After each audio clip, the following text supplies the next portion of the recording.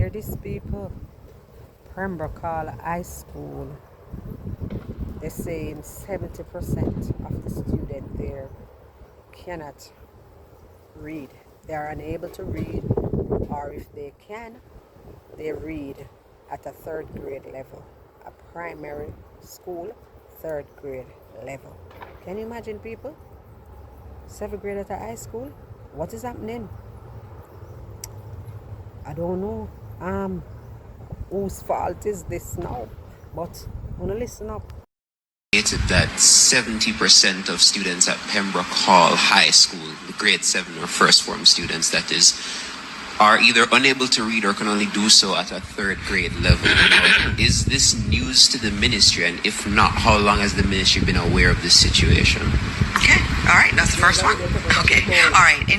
I saw that report on Pembroke High School, and it's always sad when you see those reports. And it is the reason why we are focused on literacy. And you would have heard me announce that come September, from grade 1 to grade 3, we are timetabling reading. It had been taken off of the timetable some time ago, and we are putting it back on the timetable because we cannot afford for our children to leave primary school not literate. So that's our policy position.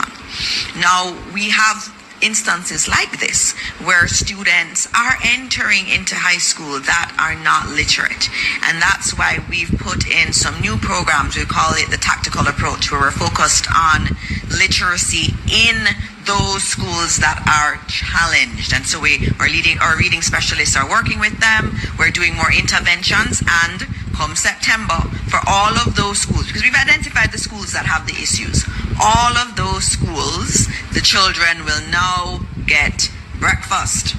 Because we realize also that for those schools where we're having the challenges, the students tend to come from challenging circumstances.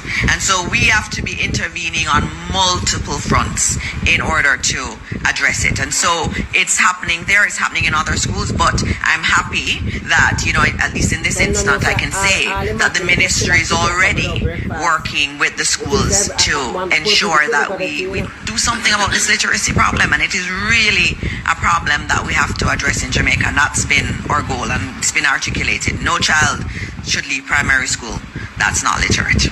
Yes, Minister, but in case of the fact that we already have evaluation exercises such as grade 3 diagnostic or grade 4 literacy and numeracy, and PEP itself, if it is that you use these tests to detect whether or not a child is literate or numerate, if it is possible for a student to go through the grade 3 diagnostic, the grade 4 literacy, and PEP and make it to high school still not being able to read or at a third grade level, wouldn't it detect, or wouldn't this be a way of detecting that there are gaps in the education system that the ministry has failed to plug up?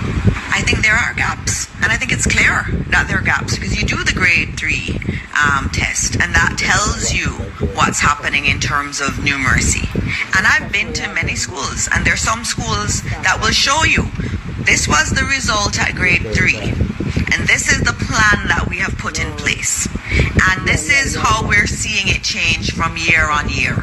And they'll tell you that they've been working with the ministry, they've been putting in intervention programs, and they're seeing success. And so we have some schools where you have leadership that is spending a lot of time on the tests, and that's going through it and doing interventions. We even had a new one, which we started last year, which was for every student at grade 5 that was seen as underperforming at the level. We did diagnostic tests for 2,000 of them last summer, and this summer we're going to do it. So all of them that we find that are underperforming will now get a diagnostic test over the summer holiday. And so there are more interventions like that we need to do, but we also have to work with the school leadership, because we do have a board, we have a principal in all of these schools, and it's very important that we showcase the schools where they have a problem at grade 3, and you see by grade 6 it has been addressed. And what that means to me is that it can be done, and with the right leadership and with them taking the tools we have in the ministry, that we can definitely within another 3 or 4 years we can eliminate this problem. But it takes the board to be proactive. A board has to be proactive. And remember, all these children at Pembroke Hall High are coming from primary schools. And so the primary schools have to take that ownership to and work with us in the ministry in addressing this.